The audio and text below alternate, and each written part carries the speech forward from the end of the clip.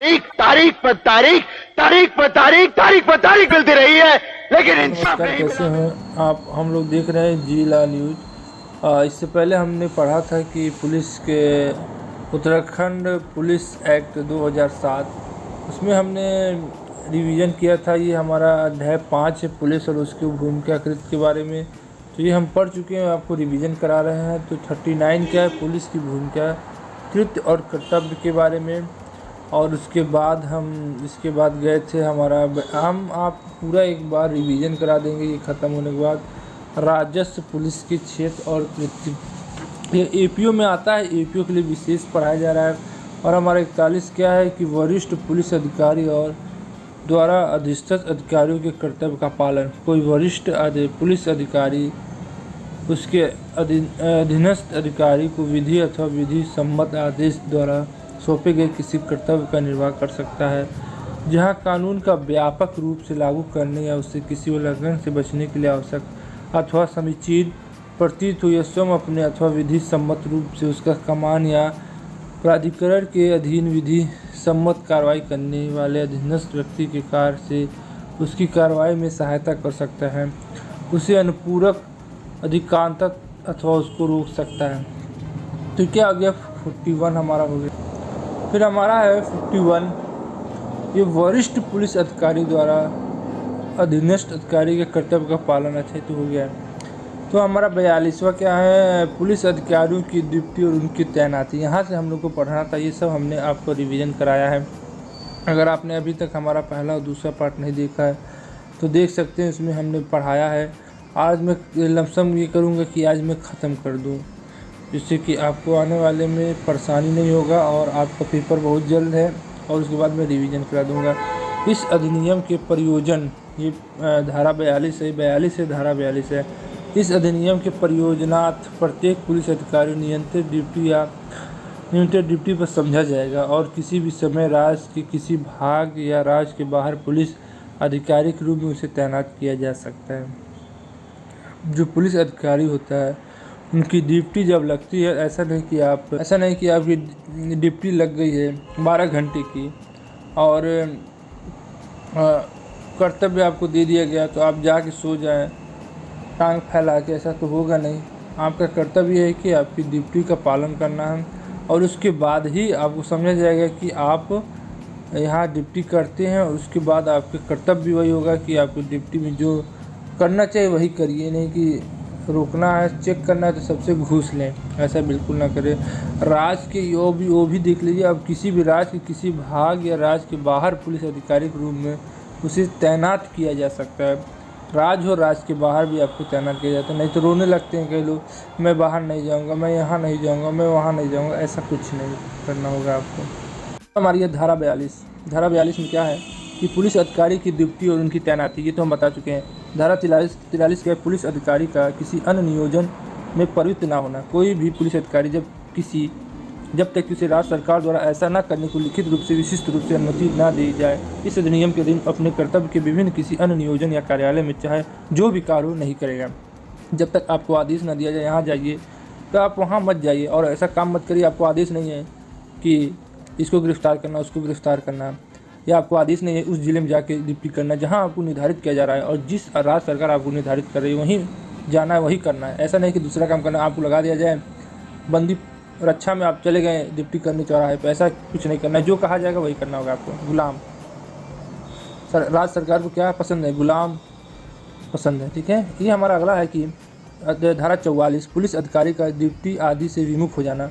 विमुख का मतलब ही आपको समझ आएगा, 44 विमुख हो जाना। इसका मतलब आप किसी प्रकार के अधिकारी पद का कर्तव्य के विमुख हो जा रहे हैं। चोर को पकड़ना छोड़ दे रहे हैं, किसी को छोड़ना उसको पकड़ ले रहे हैं, तो ऐसा क्या है कि अपने कर्तव्य के विमुख हो जा रहे हैं। धारा 44 में है। धारा 45 में क्या है, पुलिस अधिकारी द्वारा सूचना का प्रस्तुतिकरण करना। अगर कोई सूचना मिल है तो उसका प्रस्तुतिकरण करेंगे, सबके सामने रखेंगे। सूचना हमें यहाँ से मिली है, चोर यहाँ आया है, यहाँ से भागा है। किसी क्षेत्र अधिकार वाले मजिस्ट्रेट के समक्ष किसी सूचना को प्रस्तुत करने और सम्मन वारंट, तलाशी या वारंट या ऐसी अन्य आदेशिका के लिए जो किसी अपराध करने वाले व्यक्ति के विरुद्ध विधि द्वारा जारी की जा सकती है, आवेदन करना किसी भी पुलिस अधिकारी का उत्तरदायित्व है। अगर आपको भेजा जा रहा है कि सम्मन लेके, वारंट लेके, तलाशी लेके, ये सब क्या है, आपको विधि द्वारा जो कहा जा रहा है जिला मजिस्ट्रेट द्वारा, क्षेत्र मजिस्ट्रेट द्वारा, वो आपको करना है, उसको प्रस्तुत करना है। जैसे वारंट लेके कई लोग जाते हैं, तलाशी करने जाते हैं, ये सब आपको करना पड़ेगा। भैया नौकर हैं आप राज्य सरकार के, ठीक है। धारा 46 क्या है, हमारा पुलिस अधिकारियों द्वारा ऐसी अदावित चल संपत्ति को अपने कब्जे में लेना जो किसी वाद से संबंधित संपत्ति नहीं है। ऐसा है कि हमें पुलिस अधिकारी ऐसी संपत्ति को ले सकते हैं जो क्या है, लवारिस हो, ठीक है, और वो उसका कोई वारिस ना हो, इसका मतलब लवारिस पड़ा हो और उस संपत्ति पर किसी का हक ना हो। ऐसे समस्त अदावित लवारिस चल संपत्ति को अपने कब्जे में लेना और उसकी सूचना उस पुलिस अधीक्षक को जो विहित रीति से निस्तारित करने के लिए सक्षम होता है प्रस्तुत करना प्रत्येक पुलिस अधिकारी का कर्तव्य होगा कि सक्षम अधिकारिता वाले संबंधित न्यायालय को इस संबंध में पूर्ण रूप से सूचित किया जाए। जो लवारिस है, मोबाइल किसी का मिल गया रख ले, ऐसा नहीं, इसको लेके सूचित करना है आपको। कोई बैग पैसे से भरा मिल गया, गप से लेकर रख लिया अपने यूज़ के लिए, ऐसा नहीं, उसको राज्य सरकार द्वारा और जो उस न्यायालय में उसको प्रस्तुत करना है भाई, संबंधित न्यायालय में इसको देना है। पैसा हो गया, बंदूक हो गया, जेवर हो गया, मोबाइल हो गया, ये सब आपको प्रस्तुत करना है, किसका है, लवारिस, ऐसा थोड़ी ना है कि। उसके बाद क्या है कि पुलिस अधिकारी द्वारा दैनिक डायरी रखना, ठीक है। अगर आप पुलिस अधिकारी हैं तो आपको एक दैनिक डायरी मिलेगी जिस पे आप रोज़ अपना कर्तव्य लिखेंगे। धारा 47 में इसमें आपको बताना होगा क्या हमने पुलिस किया, कौन आया, कौन जाया, कार्यालय में वहाँ भी करना होगा आपको। ये पुलिस थाने के प्रत्येक प्रभारी अधिकारी को कर्तव्य होगा कि वो अपने साधारण डायरी ऐसे प्रारूप, ऐसी रीति रखे जो समय समय पर विहित की जा सके। ऐसा कौन आता है थाने में, कौन जाता है, कितने FIR, ये सब जानकारी लिखित रूप में रखी जाती है, डायरी में रखी जाती है। तो बहुत ज़रूरी होता है कि कब कौन अपराधी निकल जाए, ऐसा कोई सोच नहीं सकता। तो हमारा अगला क्या है, धारा 48 है, राज्य सरकार विवरणियों का प्रारूप विहित कर सकेगी। राज्य सरकार पुलिस महानिदेशक तथा अन्य अधिकारियों द्वारा जैसा राज्य सरकार उचित समझे विवरणियाँ प्रस्तुत करने का निर्देश दे सकती है तथा ऐसी विवरणियाँ की प्रारूप जिनमें विवरणियाँ तैयार की जानी है विहित कर सकती है। इसे राज्य सरकार है, जब पुलिस महानिदेशक हैं तथा अन्य अधिकारियों द्वारा जैसा है राज्य सरकार उचित समझे उसी तरह उसको प्रस्तुत करना। राज्य सरकार जो ऐसा सिंपल है, मान लीजिए कोई विवरण है, ठीक है, वो अधिकारियों द्वारा, ठीक है, पुलिस महानिदेशकों द्वारा, अन्य अधिकारियों द्वारा राज्य सरकार को जैसा उचित समझे उसे प्रस्तुत कर सकती है। जिस भाषा में, जिस तरीके से समझे राज्य सरकार उसको तैयार करके दे सकती है। मेरा ये था, हमने ये किया, ऐसा ऐसा चाहिए हमको, और हमको ये परेशानी है, ये हमें गिला शिकवा है, हमें और आदमी चाहिए, और कर्तव्य चाहिए, हमें छूट चाहिए, ये सब विवरण आपको देना होगा। विवरण कितने अपराध हुए, कितने क्या हुए, ये सब साधारण विवरण जैसे आप समझ सकें वैसे आपको देना, तैयार करके दे सकते हैं। इसमें कोई पाबंदी नहीं कि ऐसे फॉर्मेट होना चाहिए, वैसे फॉर्मेट होना चाहिए, ऐसे लिखा होना चाहिए, रोमन में, इंग्लिश में, ऐसा कोई भी नहीं है। जो मातृभाषा है, जो वहाँ की लोकल लैंग्वेज, उसमें लिख के आप दे सकते हैं राज्य सरकार को। फिर उसके बाद है, अरे यार ये क्या आ गया, वर्दी और पद, वर्दियाँ, पद, चिन्हित, सज्जा आदि, जैसे डबल स्टार दरोगा, ट्रिपल स्टार इंस्पेक्टर, अशोक चिन्ह IPS, इस तरीके से क्या होता है, ये चिन्ह मिलते हैं। तो इसी तरीके से हर अधिकारी को देखेंगे अलग अलग ड्रेस कोड रहता है। तो वर्दी, पद, चिन्ह, सज्जा आदि, राज्य सरकार पुलिस अधिकारियों अथवा यथास्थिति किसी वर्ग के पुलिस अधिकारियों के लिए वर्दी, पद, चिन्ह और सज्जा विहित कर सकती है। इसका मतलब, अरे आप देखे होंगे वर्दी, पद, चिन्ह, सज्जा ये बन सकता है। पुलिस महानिदेशक समय समय पर वर्दी पहनने और पद चिन्हों की सज्जा धारण करने के लिए निर्देश जारी कर सकती है, ठीक है, कि ये होना चाहिए। अरे एक तो सिंपल बात है, 49 में क्या है, आपको वर्दी मिल जाएगी, ठीक है। हमारा अगला अध्याय है अध्याय 6, पुलिस व्यवस्था के लिए विशेष प्राविधान। जो पुलिस व्यवस्था है उसके लिए विशेष प्राविधान किया गया है। तो पहला क्या है, धारा 50 में विशेष अपराध अन्वेषक इकाई।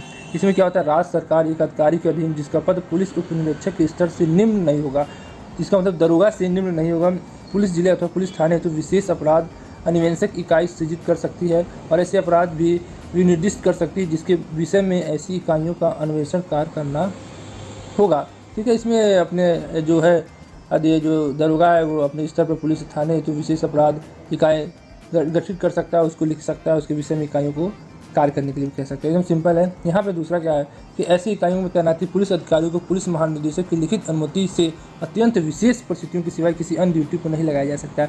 ये ऐसी इकाइयाँ होती हैं। इसमें क्या होता है कि थाने में 4 लोग, तुम जाओ इस गाँव में, तुम जाओ उस गाँव में, 5-50 में होता है। इसमें क्या होता है कि एक महानिदेशक होता है, उसकी लिखित अनुमति के बिना आप उसकी ड्यूटी नहीं लगा सकते हैं, ठीक है। इसलिए दूसरा बहुत जरूरी है। तीसरा क्या होता है, विशेष अपराध अन्वेषण इकाई द्वारा अन्य ऐसे अपराधों के विषय में भी अन्वेषण किया जा सकता है जो पुलिस महानिदेशक के साधारण और विशेष आदेश पर विनिर्दिष्ट किया जाए। कोई ऐसा कांड हो गया, जो लोकल की जो वहाँ का है वहाँ के इन्वेस्टिगेशन तो हो ही रहा है, वहाँ का जांच पड़ताल तो हो रहा है, और पुलिस महानिदेशक के जैसे पहला है वो जांच तो कर रहा है दरोगा अपनी तरफ से, मगर संतुष्टि नहीं मिला, दबाव पड़ रहा है, तो क्या होगा, महानिदेशक भी ऐसे आदेश दे सकता है कि अरे अब तुम जाओ, ये टीम छानबीन करेगी, वहाँ का अधिकारी तो नल्ला है, कुछ काम नहीं कर सकता है। तो महानिदेशक क्या कर सकता है, पुलिस महानिदेशक साधारण और विशेष आदेश पर निर्दिष्ट किए जा सकते हैं, अलग से टीम भेज कर उसकी जांच पड़ताल की जा सकती है, क्योंकि वहाँ का जो दरोगा रहता है लीपापोती करना शुरू कर देता है। हमारा 51 क्या है कि सार्वजनिक स्थलों के आरक्षण और अवरोध, बैरियर निर्माण करने की शक्ति तथा सार्वजनिक स्थलों पर संगीत तथा ध्वनि संयंत्रों के प्रयोग को नियंत्रित करना। इसमें क्या होता है कि हमारा ऐसे सार्वजनिक स्थल माने पूजा करने के स्थान, लोग बाजार जहाँ लगता है वैसे सार्वजनिक स्थान कहते हैं, वहाँ कोई भी जा सकता है और अपना कार्य कर सकता है। मार्केट हो गया, बाजार हो गया, धर्मस्थल हो गया, ठीक है, इस तरीके से सार्वजनिक स्थल होते हैं, बाग बगीचा हो गया, गार्डन हो गया, ऐसे को क्या कहते हैं, सार्वजनिक स्थान कहते हैं। ऐसी जांच और प्रतिबंधों के अधीन जो राज्य सरकार अथवा इस परियोजना के लिए प्राधिकृत किसी अधिकारी द्वारा विनिर्दिष्ट किए जाए, पुलिस अधीक्षक सार्वजनिक सूचना द्वारा किसी सार्वजनिक परियोजना हेतु किसी गली या अन्य सार्वजनिक स्थल को अस्थायी रूप से आरक्षित कर सकता है, और ऐसी परिस्थितियों के सिवाय जो निर्दिष्ट किए जाए जनता को इस प्रकार आरक्षित स्थलों में प्रवेश करने से रोक सकता है। इसमें क्या है कि अगर भाई जो सार्वजनिक स्थान है वहाँ पे आप बैरियर लगा सकते हैं, ठीक है, कोई सार्वजनिक सूचना के आधार पर, या गली सार्वजनिक स्थल अस्थायी रूप से आरक्षित कर सकते हैं। इसमें कोई मान लीजिए कोई आतंकवादी हमला हो गया, या कोई सड़क निर्माण हो रहा है, या पुलिस व्यवस्था खराब हो रही है, तो भैया वो कहीं भी सार्वजनिक स्थल पे उसको घेराबंदी करके रोक सकते हैं पुलिस, ऐसा है। और दूसरा क्या है, पुलिस अधीक्षक किसी पुलिस अधिकारी को विधि द्वारा बनाए रखने हेतु सार्वजनिक मार्ग और गलियों का अवरोध कर सकती है। विधि व्यवस्था, कई लोग क्या कहते हैं, विधि व्यवस्था वही जो शांति बनाए रखने के लिए, विधि ऐसा ना, विधि व्यवस्था ये होती है कि जो शांति बनाए रखे, दंगा फसाद हो गया तो उस गली को रोक देंगी, मारपीट हो गया या किसी प्रकार का खून खराब हो गया तो गली बंद कर देगी, जिससे कि वहाँ पे आने जाने वाले सबूतों को छेड़छाड़ ना हो, सबूत ना मिटे। विधि ये होता है कि आपकी हर प्रकार से रक्षा की जाए, सांप्रदायिक दंगा से बचाया जाए, मारपीट या किसी अनहोनी से होने से पहले उसका समाधान किया जाए, वो होती है विधि व्यवस्था कायम करना, ठीक है। इसमें क्या दिया है, क्या दिया है, आवश्यक संरचनाओं के निर्माण में किसी विधि के उल्लंघन के लिए वाहनों और उनके बैठे व्यक्तियों की जांच करने के लिए भी आपको बैरियर लगा सकता है, जैसे गाड़ी मोटर होता है। जैसे जिले में पुलिस अधीक्षक अथवा अन्य किसी अधिकारी जो सहायक उप अधीक्षक पुलिस से न्यूनतम स्तर का ना हो, द्वारा किसी सड़क या सार्वजनिक स्थल पर उसके निकट हो रहे प्रस्तुतिकरण या अन्य गतिविधि जिसमें कि स्थानीय निवासियों को दुविधा हो और सुविधा हो, तो संबंध में प्रयुक्त हो रहे संगीत और ध्वनि उपकरणों का प्रयोग समय अथवा उसकी ध्वनि तीव्रता को निर्धारित किया जा सकता है। अरे कई लोग जाते हैं अपने बजाएंगे डीजे, इतना भयंकर डीजे बजाएंगे कि बूढ़े बुजुर्गों का दिमाग हिल जाता है, दिल हिल जाता है, कई लोग मर भी जाते हैं, उसको नियंत्रित कर सकता है। तो इस तरीके से बैंड बाजा बारात जगह छीनना, इस तरह आप किसी के दूसरे के अधिकार को, मौलिक अधिकारों को छीन नहीं सकते, वहाँ पे वो लगा सकता है। फिर हमारा आ गया धारा 52 क्या है, विधि और व्यवस्था बनाए रखना। विधि और व्यवस्था बनाए रखना, इसका मतलब कानून व्यवस्था बनाए रखना। पुलिस जिले के संबंध में पुलिस अधीक्षक जिला मजिस्ट्रेट की सहमति से ऐसी रीति को जैसे विहित की जा सकती है, निम्नलिखित में संबंध में साधारण विशेष आदेश जारी कर सकता है। लोक आमोद प्रमोद या लोक मनोरंजन स्थलों को विनिमय आदि लोक हित में आवश्यकता हो या किसी स्थान को लोक आमोद प्रमोद, कई लोग आमोद प्रमोद, अरे भैया जब मेला लगता है, ठीक है, या खुशी होती है या किसी का जुलूस निकलता है, उसमें क्या होता है, आमोद प्रमोद या शादी होती है, लोक मनोरंजन के लिए की सुरक्षा कल्याण सुनिश्चित करने के लिए उनके प्रभावित होने की संभावना है प्रतिशत, जिसके कारण लेखबद्ध किए जा सकते हैं। ऐसी स्थिति में लेखबद्ध इसको रोका जा सकता है या तो उनको सीमित किया जा सकता है। इसमें क्या होता है, दूसरे में क्या होता है कि लोक आमोद प्रमोद, लोक मनोरंजन किसी सार्वजनिक सभा के स्थान अथवा जन समूह में प्रवेश और निकासी विनिमय करना, सार्वजनिक शांति बनाए रखने के लिए व्यवस्था करना, ऐसे स्थानों का उपद्रव को रोकना। उपद्रव को रोकने के लिए मान लीजिए जहाँ गाना बजाना, शोर शराबा, 10 लोग इकट्ठा हो गए तो उपद्रव तो मचेगा ही, उसको रोकने के लिए, शांति बनाए रखने के लिए ऐसा किया जा सकता है, ठीक है। बैरियर लगाए जा सकते हैं, रोका जा सकता है, या तो उनको डाइवर्ट किया जाता है, भैया इस इलाके से दूर रहो, उधर से जाओ, अपना नाचते गाते हंगामा मचाते हुए। गौ क्या है, किसी सार्वजनिक मार्ग। उसके बाद हमारा घ क्या, ऐसे व्यक्ति का जो किसी मार्ग, गली अथवा आम रास्ते पर कोई जुलूस या किसी सार्वजनिक स्थान पर जनसभा आयोजित करना चाहता है, यह कर्तव्य होगा कि जिला मजिस्ट्रेट, पुलिस अधीक्षक और संबंधित थाने के प्रभारी को सूचित किया जाए। जब भी आप जुलूस निकालेंगे, क्या सार्वजनिक स्थान पर जनसभा करेंगे, उसकी सूचना किसको होनी चाहिए, जिला मजिस्ट्रेट और पुलिस अधीक्षक के संबंधित थाने के प्रभारी को सूचित करना बहुत जरूरी होता है। हमारा अगला क्या, यदि उपरोक्त खंड गह के उल्लिखित किसी अधिकारी के पास यह विश्वास करने का कारण है कि सूचना प्राप्त होने और समाधान होने पर यदि किसी ऐसे जुलूस या जनसभा को नियंत्रित या विनियमित करना अनुमति दी जाती है, उसमें शांति भंग होने की संभावना होती है। तो धारा 144 तो आवश्यक शर्त संतोषजनक विनिमय प्रबंधक भी शामिल है, विहित कर सकती है। केवल उन्हीं शर्तों पर ऐसा जनसमूह जुलूस निकाला जाएगा विशेष परिस्थितियों में और ऐसे कानूनों से जिन्हें लेखबंद किया जाए, जनहित में ऐसी जन समूह या जुलूस का प्रोसेस किया जाएगा, उसको रोक दिया जाएगा। अगर इसमें भंग होने की संभावना है क्या शांति, तो उसको जुलूस को रोक दिया जाएगा। क्या है, किसी जन समूह या जुलूस द्वारा उपयुक्त खंड ड के अधीन किसी आदेश की उपेक्षा या अवज्ञा की जाती है। मान लीजिए आपको कहा गया 100 आदमी आया, ला दिया आप 10,000 आदमी, तो क्या होता है, उस सड़क पे 10,000 आदमी चल ही नहीं पाएंगे, भीड़ लग जाएगा, जाम लग जाएगा, मारपीट होगा। और कहीं हिंदू मुस्लिम का एरिया तो बाबू कुछ भी हो सकता है, बम भी फूट सकता है। तो ऐसे भारतीय जन संहिता 1860 के अध्याय 8 के अधीन अधिमान्य जनसमूह समझा जाएगा। धारा 144 लगा दी जाती है कि 4 लोग जहाँ बैठे वहाँ लाठी से मार के भगा दें। कि यद्यपि आपवादिक और अपरहित परिस्थितियों में थाने का भार साधक अधिकारी संबंधित कार्यकारी मजिस्ट्रेट की सहमति की धारा उपधारा के संबंधित मामलों का कार्रवाई करेगा। पुलिस अधीक्षक प्रमुख स्थानीय समाचार पत्रों में प्रकाशित आदेशों द्वारा प्रत्येक मकान, दुकान, सार्वजनिक परिसर से यह उपेक्षा कर सकता है कि जो किराएदारी या घरेलू नौकर का विवरण प्रस्तुत करे। इसमें क्या होता है कि कई सारे किराएदार जो आते हैं, नौकर आते हैं, वो आतंकवादी भी हो सकते हैं, ठीक है, ऐसा कुछ होता है आजकल, या कोई क्राइम करने की मकसद से, किसी को मारने की मकसद से आते हैं, ऐसी फिल्मों में देखा जाता है, इसलिए वो ऐसा कर सकते हैं, उनको भी निकाला जा सकता है। उनको आदेश दिया जाता है कि किराएदारी अथवा घरेलू नौकर का विवरण प्रस्तुत करें। हमारा अगला क्या है, जिला पुलिस अधीक्षक किसी व्यक्ति से जो किसी धन संबंधी लाभ के लिए ऐसा कोई भी व्यवसाय, जलसा, प्रदर्शन, विक्रय, मनोरंजन आदि आयोजित करता है तो जिनसे लोक सुरक्षा के प्रयोजन के लिए, लोक शांति व्यवस्था बनाए रखने के लिए अतिरिक्त पुलिस बल की तैनाती की आवश्यकता हो तो ऐसा उपयोक्ता भार उद्गृहित कर सकेगा जो विहित किया। ऐसा है कि मान लीजिए कोई व्यक्ति है, धन संबंधी लाभ कमाने के लिए व्यवसाय या जलसा प्रदर्शन करता है, तो भाई उसमें ज़्यादा लोग आएंगे तो ज़्यादा भीड़ होगा, उसमें चोर चकारी भी आएंगे, मारपीट करने वाले आएंगे। मान लीजिए कोई मारी हो गया 2 पक्षों में, तो ऐसे बढ़ जाएगा, इसलिए उसकी तैनाती वहाँ पे अधिकारियों की तैनाती हो जाती है। या कई सारा मेला लगता है, वहाँ पे ऐसा होता है। फिर हमारा अगला क्या है, हमारा 53 क्या है, धारा 53 यातायात का विनिमय। 53 क्या है, याद के लिए 53 यातायात का विनिमय। पुलिस अधीक्षक मोटर चालकों, साइकिल चलाने अथवा पैदल चलने वाले और जानवरों के साथ चलने वाले व्यक्तियों, बाईसाइकिल सहित अन्य वाहनों पार्किंग के लिए यातायात को सुव्यवस्थित और निर्बाध आवाजाही सुनिश्चित करने के लिए उद्देश्य और सार्वजनिक मार्ग की गलियों का उपयोग का विनिमय करेगा। समय समय पर निर्देश जारी करेगा। मान लीजिए 53 है, 53 से तिराहा 3, यहाँ तिराहा क्या हो गया, यहाँ पे परिवहन से संबंधित है। साक्षी का संरक्षण, अगर कोई किसी का साक्ष्य बनता है और अगर वो किसी का गवाही देता है तो साक्षी का क्या होता है, उसका संरक्षण करने का अधिकार किसको है। इसे यहाँ राज्य सरकार यथाशीघ्र मानव अधिकार संरक्षण के उपाय में साक्षी का संरक्षण के लिए नियम बनाएगी। साक्षी को कितना पुलिस चाहिए, कितना फौज चाहिए, तो सब होगा।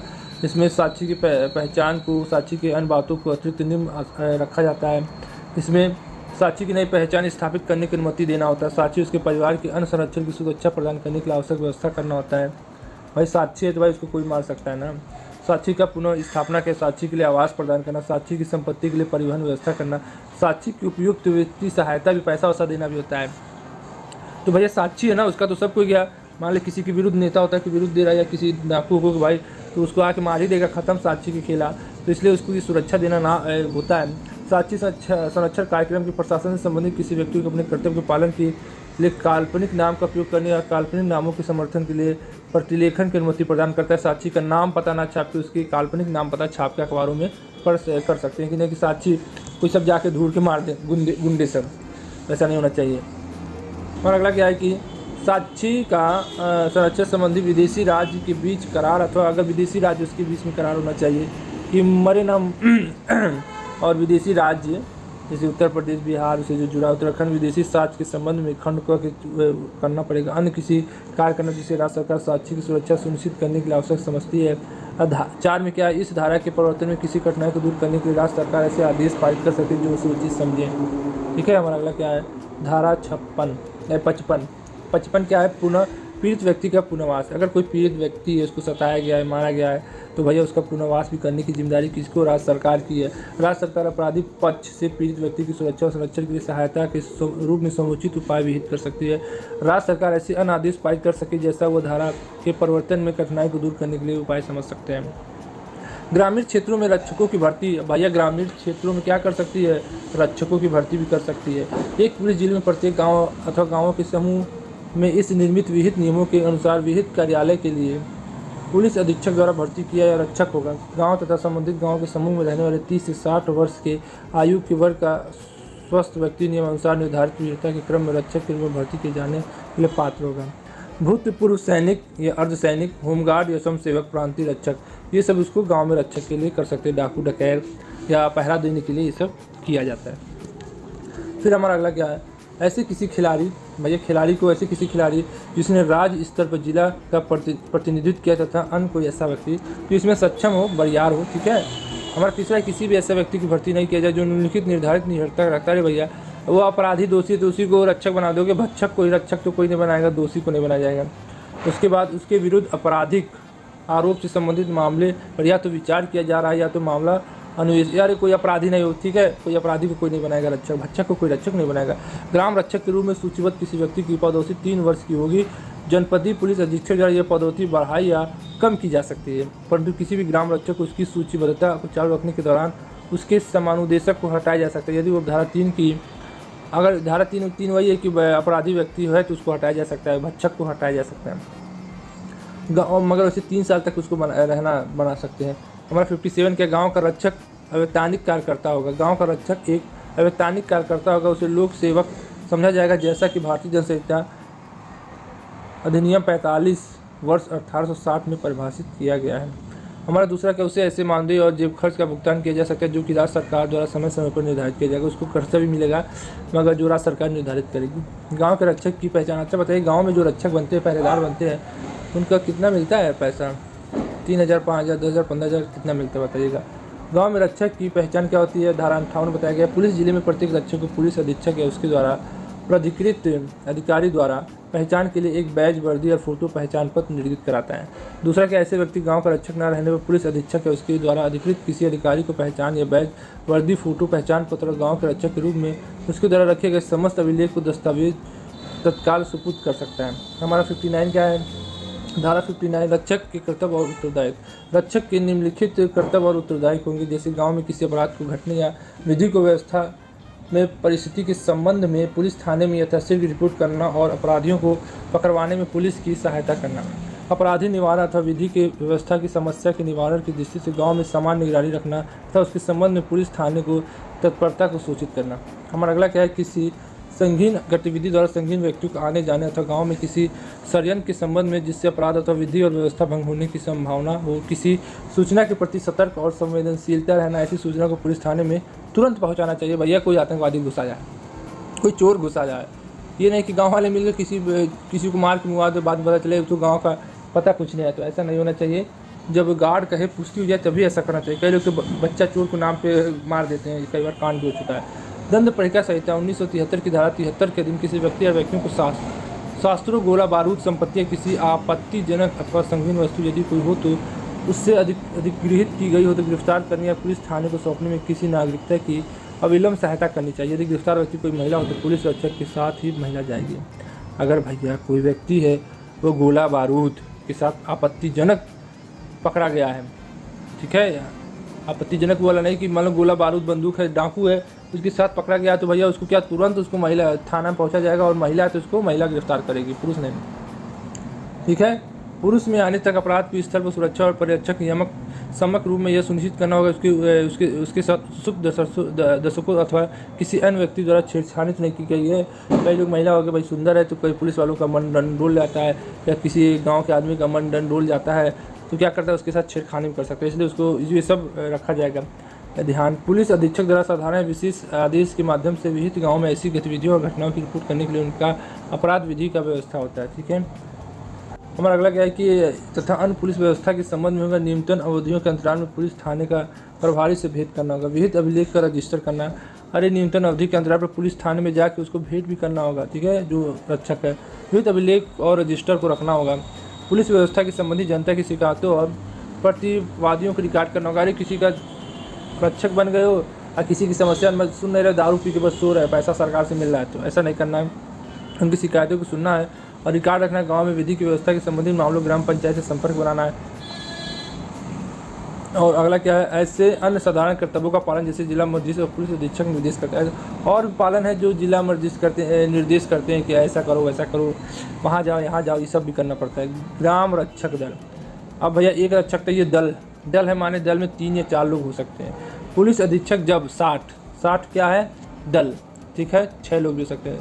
तो पुलिस अधीक्षक जब किसी उपेक्षित हो निवाकर गश्त लगाने, अपराध कम करने के उपायों को बढ़ावा देने और विहित रीति से पुलिस को उसके कार्य में सहायता करने के लिए किसी भी गांव के लिए ग्राम सुरक्षा दल के निर्माण हेतु स्थानीय सम्मानित व्यक्तियों के एक समूह को संगठित करता है। दल का मतलब 60, इसका मतलब 60 गांठ बनाना पड़ेगा और कई सारे आदमियों को मिलकर बनाना पड़ेगा। अरे भैया ये बहुत बड़ा गांव है, यहाँ बहुत चोर आते हैं और इसमें कई लोग रहेंगे तब यहाँ के गांव की सुरक्षा हो पाएगी, ऐसा किया जाता है। और दूसरा क्या है, सामुदायिक संपर्क समूह, इसमें भी समूह बनाया जाता है 61 में। जिला, याद रखिएगा 60 समूह दल होता है।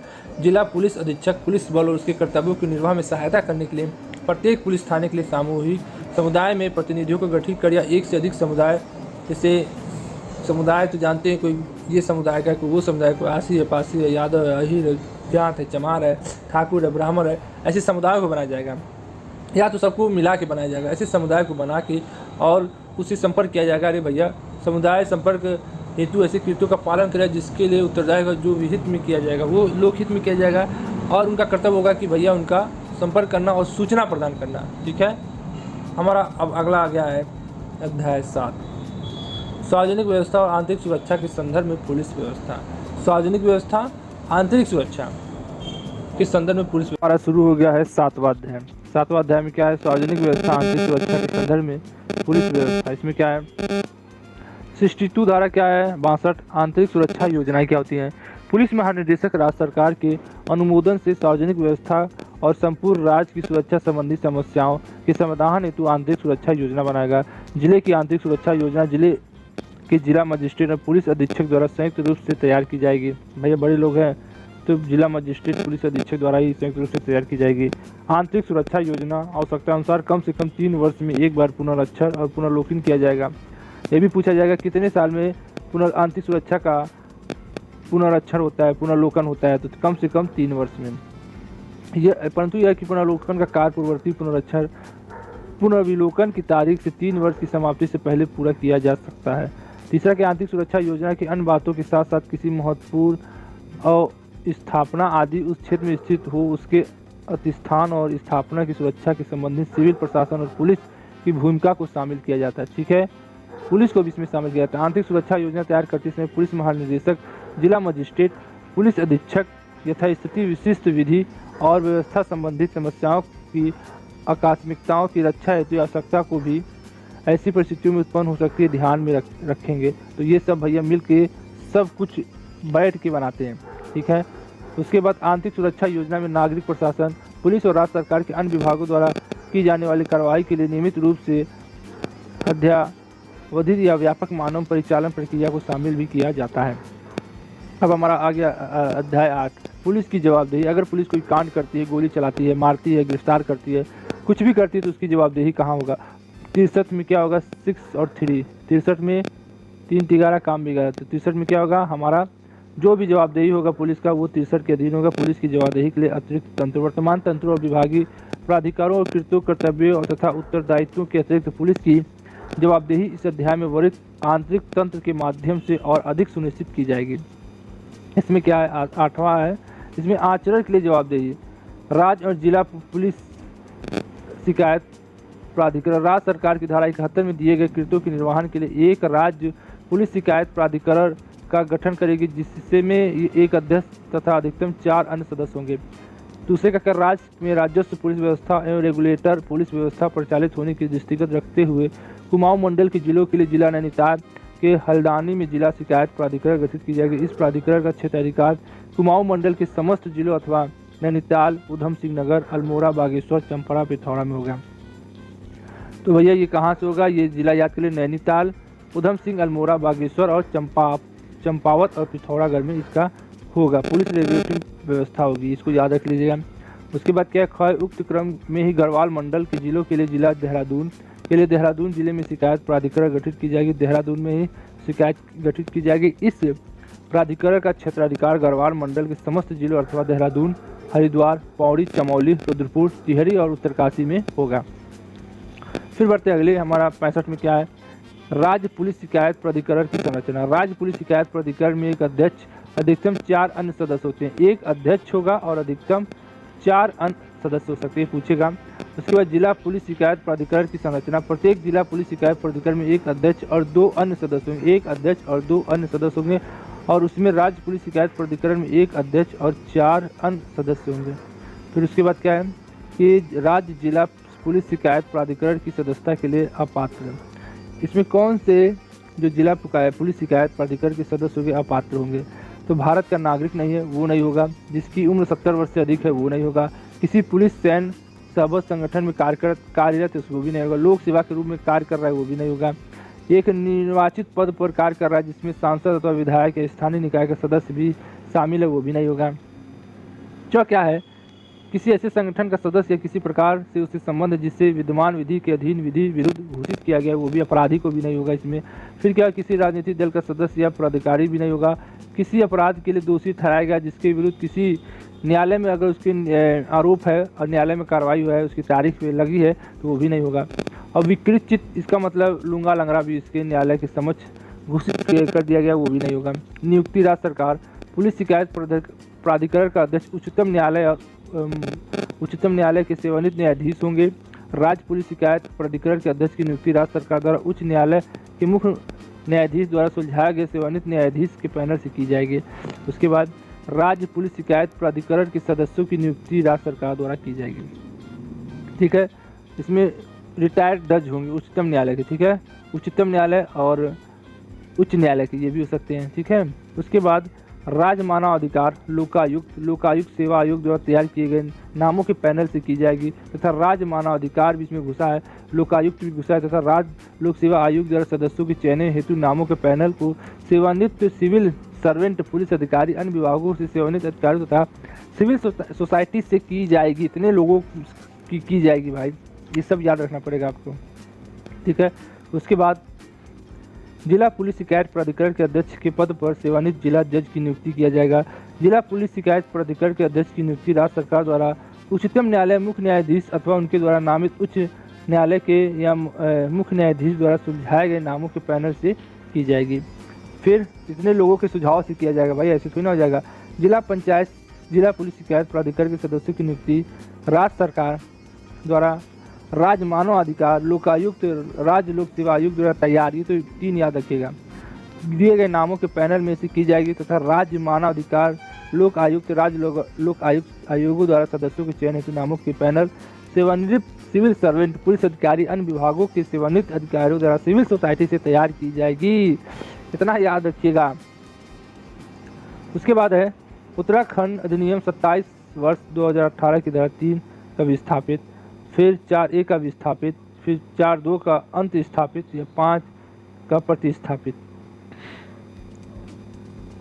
फिर हमारी धारा राज्य और जिला पुलिस शिकायत प्राधिकरण के अध्यक्ष और सदस्यों की पदोन्नति और सेवा शर्त। जो राज्य सरकार और जिला पुलिस शिकायत प्राधिकरण के अध्यक्ष और सदस्यों की पदोन्नति और सेवा का शर्त क्या होगा? 67 में होगा। किसी सदस्य और अध्यक्ष की पदोन्नति 3 वर्ष की होगी। कितने वर्ष की होगी? 3 वर्ष की होगी। फिर वो अपने कार्यों के समाप्त होने से पहले किसी समय त्यागपत्र नहीं देगा। अरे भैया, जब तक वो उसका समय पूरा नहीं हो जाएगा तब तक वह अपने आप से कुर्सी नहीं छोड़ सकता, त्यागपत्र नहीं दे सकता, अथवा उसे धारा 68 के उल्लेखित किसी कारण से उसके पद से न हटा दिया जाएगा। ठीक है, और पद से हटा दिया। अगर 68 साल का हो गया तो भैया उसको कहो जाओ घर। अध्यक्ष या सदस्य पुनर्नियुक्ति के पात्र होंगे। अगर अध्यक्ष और सदस्य है तो उसको फिर से नियुक्ति हो सकती है। फिर तीसरा क्या है? सदस्यों का पारिश्रमिक भत्ते और अन्य सेवा शर्तों तथा निबंधन ऐसे होंगे जो राज्य सरकार द्वारा समय समय पर अधिसूचित किए जाएंगे। फिर उसके बाद क्या है? हमारा राज्य और जिला पुलिस शिकायत प्राधिकरण के अध्यक्ष और सदस्यों का पद से हटाया जाना। राज्य और जिला पुलिस शिकायत प्राधिकरण के अध्यक्ष अथवा किसी सदस्य को राज्यपाल के आदेश पर निम्नलिखित कारण से उसके पद से हटाया जा सकता है। पहला क्या है भैया? जो प्राधिकरण का अध्यक्ष है शिकायत, उसको कौन हटा सकता है? राज्यपाल हटा सकता है। तो राज्य और जिला पुलिस शिकायत प्राधिकरण के अध्यक्ष या किसी सदस्य को राज्यपाल के आदेश पर निम्नलिखित कारणों से पद से हटाया जा सकता है। तो भैया इसको पढ़ना बहुत जरूरी है भैया। किस प्रमाणित औचार और दुर्व्यवहार? पहला, प्राधिकरण के कर्तव्यों के पालन के निरंतर उपेक्षा करता है, वो बात नहीं मानता है। ठीक है। किसी ऐसी परिस्थिति का उत्पन्न हुआ जिसके कारण कोई सदस्य धारा 66(1) के अधीन प्राधिकरण की नियुक्ति के लिए अपात्र हो जाएगा, जैसे केस उस लग जाना या डाकू को या किसी कारण कि किसी केस में फंस जाना, आपराधिक गतिविधियाँ।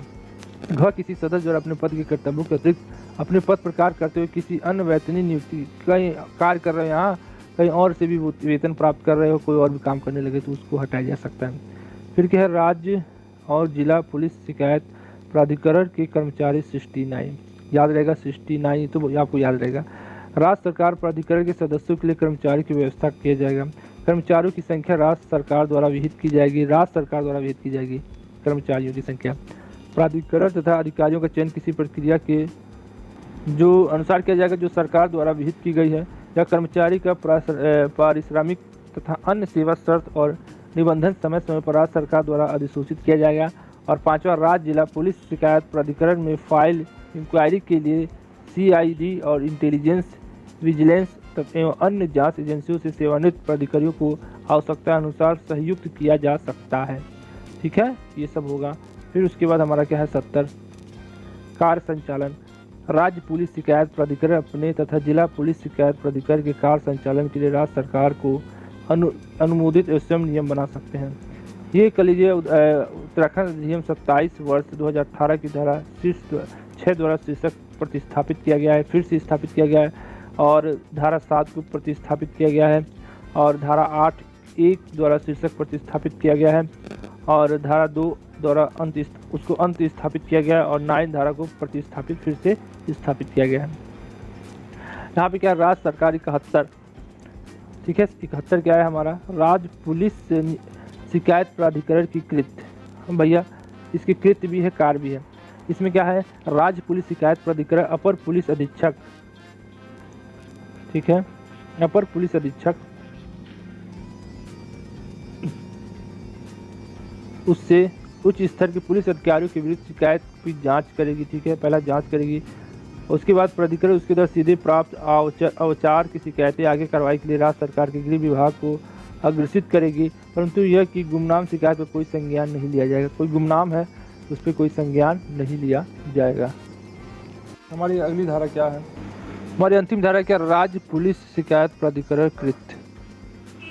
राज्य पुलिस शिकायत प्राधिकरण अपर पुलिस अधीक्षक और उससे उच्च स्तर के पुलिस अधिकारियों के विरुद्ध शिकायत पर जांच करेगा। प्राधिकरण उसके द्वारा सीधे प्राप्त औचार की शिकायतें आगे कार्रवाई के लिए राज्य सरकार के गृह विभाग को अग्रसारित करेगी, परंतु यह गुमनाम शिकायत पर कोई संज्ञान नहीं लिया जाएगा। प्राधिकरण पुलिस कार्मिकों के विरुद्ध गंभीर औचार की शिकायतें प्राप्त होने पर आरोपी की जाँच कर सकेगी। स्पष्टीकरण, इस अध्याय हेतु गंभीर अपचार से किसी पुलिस अधिकारी का कोई ऐसा कार्य अभिप्रेत है जिसके कारण एक पुलिस हिरासत में मृत्यु, अरे बाप, सबसे बड़ी गंभीर चोट जैसे कि भारतीय दंड संहिता 1860 की धारा 320, बाप रे बाप। फिर उसके बाद 3 है बलात्कार, बलात्कार का प्रयास, वो माय गॉड, विचार विधि सम्यक प्रक्रिया के बिना गिरफ्तारी या निरोध। 5 मानवाधिकार का उल्लंघन, या 6 भ्रष्टाचार का आरोप लगाए जाने जा सकते हैं। घ क्या है हमारा, घ हमारा प्राधिकरण राज्य सरकार या पुलिस महानिदेशक द्वारा उसके निर्दिष्ट किसी अन्य मामले की भी जांच कर सकता है यदि प्राधिकरण की राय में मामला स्वतंत्र जांच के योग्य है। हमारा अगला क्या है, ड है कि प्राधिकरण राज्य सरकार के गृह विभाग के समय समय पर प्राप्त तिमाही रिपोर्ट के माध्यम से पुलिस विभाग के राजपत्रित अधिकारियों के विरुद्ध औचार की शिकायत पर विभागीय कार्रवाई अथवा विभागीय जांचों की प्रतिस्थिति की अनुसरण कर सके। ऐसे मामलों की कार्रवाई पूरी करने के लिए राज्य सरकार को समुचित परामर्श, अरे भैया कोई बलात्कार करेगा, मारेगा, पीटेगा, भैया उस अधिकारी क्या होगा, उस पर कार्रवाई होगा, उसको निलंबित करके भगा दिया जाएगा। प्राधिकरण किसी शिकायतकर्ता के द्वारा की गई औचार की शिकायत जैसे पूर्व की परिभाषा किया गया, वो इसमें यही औचार किया, मारा पीटा उसको किया, तो उसमें राज्य सरकार क्या करेगा, उसको जांच करेगा। एक है कि आप अगर कोई गलत काम करते हैं भैया आपके ऊपर भी कार्रवाई होगी, आप सरकार के कितने बड़े अफसर हो आपके ऊपर कार्रवाई होगी और आपको सज़ा मिलेगी। जिला पुलिस शिकायत प्राधिकरण का कृत, ठीक है, आपने देख लिया।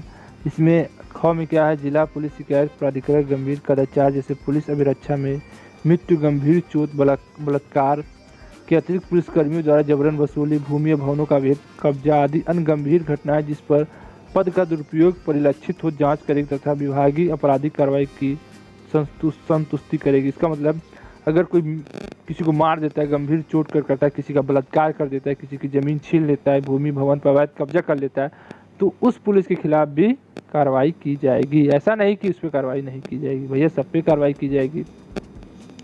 फिर हमारा आ गया 72 धारा। क्या है हमारा? धारा 72। धारा 72 में क्या है ये सब हम लोग देखते हैं। धारा 72 में क्या है? धारा 72 में देखते हैं राज्य तथा जिला पुलिस शिकायत प्राधिकरण की शक्तियाँ क्या है। हमने 71 में देखा कि किस किस पर हम लोग कार्रवाई, पुलिस जो दुरुपयोग करती है अपने पद का, किस किस पर कार्रवाई होगी और क्या क्या शक्तियाँ हैं, ये भी देख ले। राज्य तथा जिला पुलिस शिकायत प्राधिकरण विधि विशेषकर के अधीन है। ऐसे बिंदु पर मामले पर किसी व्यक्ति को सूचना प्रदान करने की अपेक्षा करने के लिए अधिकृत होगा, जो प्राधिकरण की राय की जांच के विषय में उपयुक्त तथा संगत हो सकते हैं। ऐसे किसी व्यक्ति जिससे ऐसी उपेक्षा की गई है भारतीय जन संहिता 1860 की धारा 176-77 के अंतर्गत ऐसी सूचना प्राप्त करने का बाध्यकारी होगा।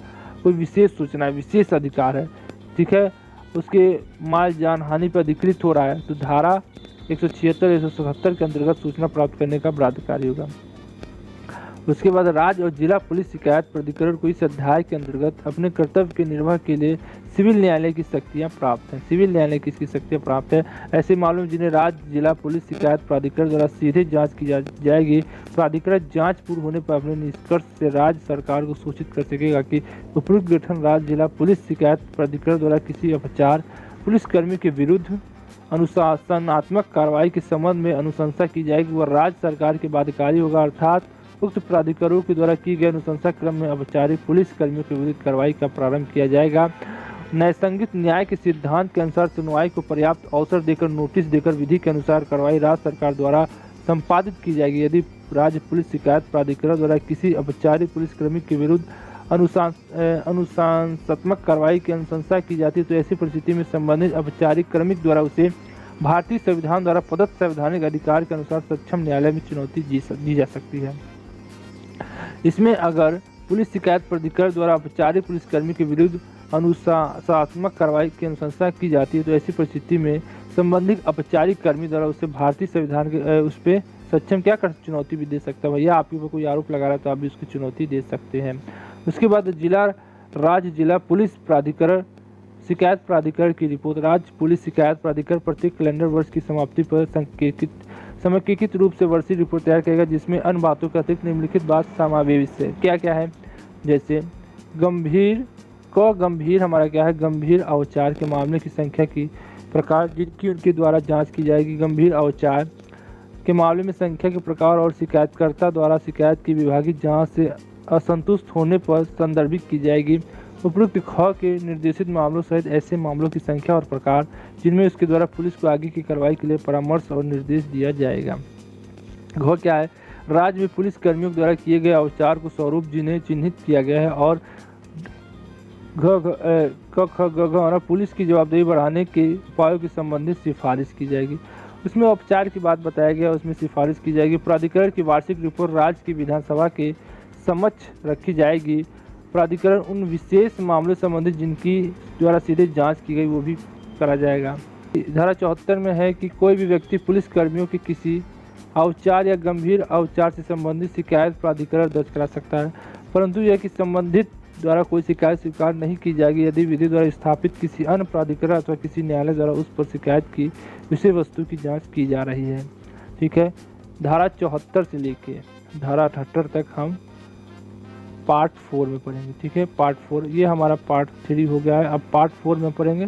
तो आज के लिए बस इतना ही, हमें विदा करें, मिलते हैं फिर नेक्स्ट वीडियो में। और आपका 21 तारीख को उससे पहले मैं ख़त्म करा दूंगा, और पढ़िए मन लगा के और APU पास करिए।